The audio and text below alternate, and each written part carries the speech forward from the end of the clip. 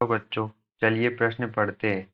उपसंयोजक स्पीशीजों के लिए कितने ज्यामिति समावयवी संभव है?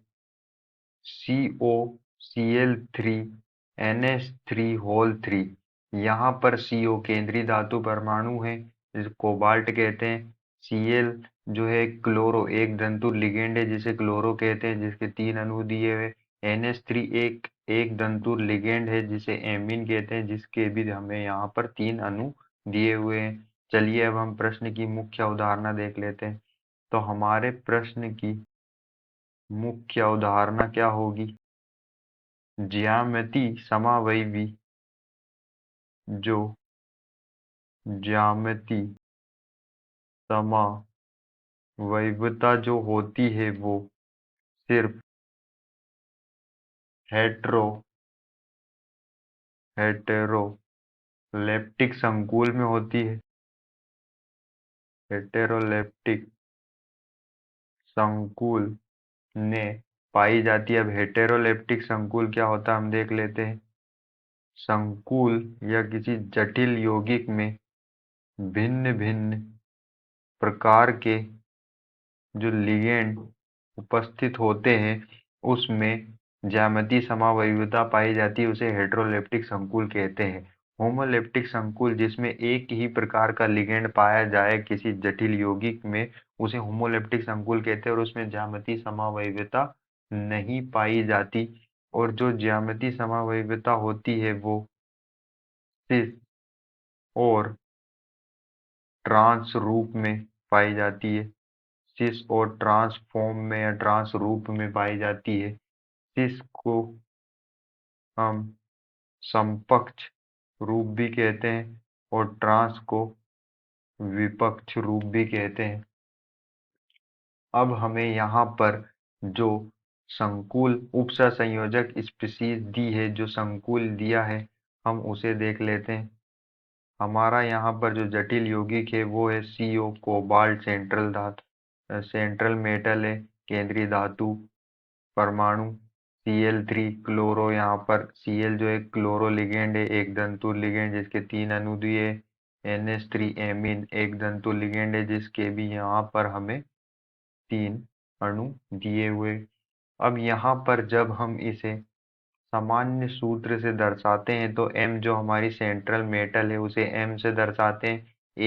Cl3 जो हमारा एक दंतु लिगेंड है, जो एक प्रकार का लिगेंड है जिसे हम ए मान लेते हैं, तो A3। बी जो यहाँ पर NH3 जो हमारा एक अलग प्रकार का एक दंतु लिगेंड है जिसे हम बी मान लेते हैं, जिसके 3 अणु हैं, तो B3। तो यहाँ पर जो सामान्य सूत्र बना हमारे जटिल यौगिक का, हमारे जो कॉम्प्लेक्स का है, वो है MA3B3। और MA3B3 में जो ज्यामिति समावयवियों की जो संख्या होती है वो 2 होती है। तो इसमें 2 ज्यामिति समावयवी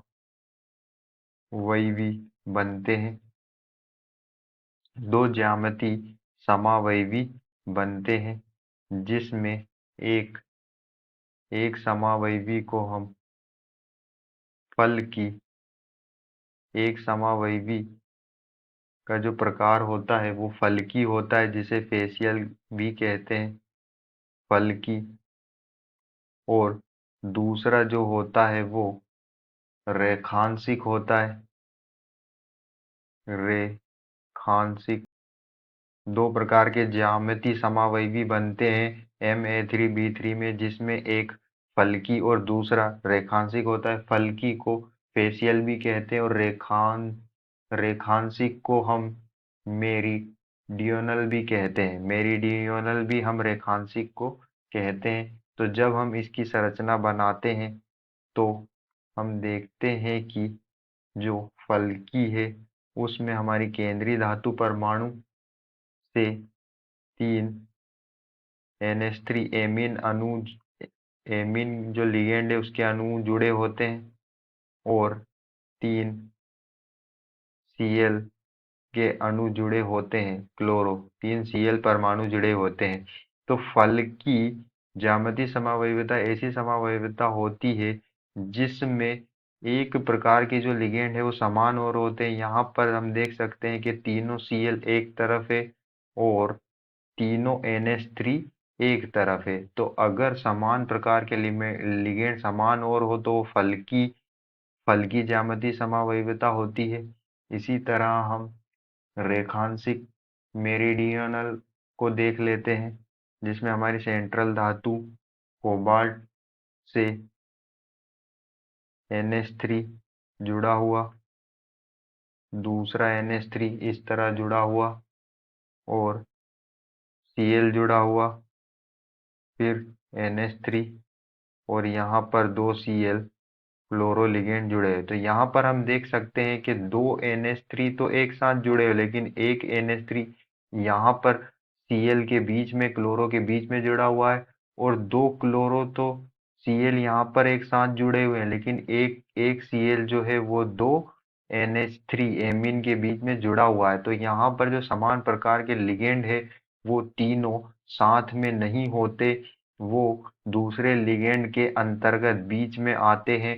उसे हम रेखांशिक ज्यामितीय समावयवी कहते हैं। तो यहाँ पर हमने देखा कि कोबाल्ट Cl3 क्लोरो के 3 अणु और एमीन NH3 के 3 अणु में दो ज्यामितीय समावयवी बनते हैं, जिसमें एक फलकी और दूसरा रेखांशिक होता है। आशा करते हैं आपको समझ में आया होगा। धन्यवाद।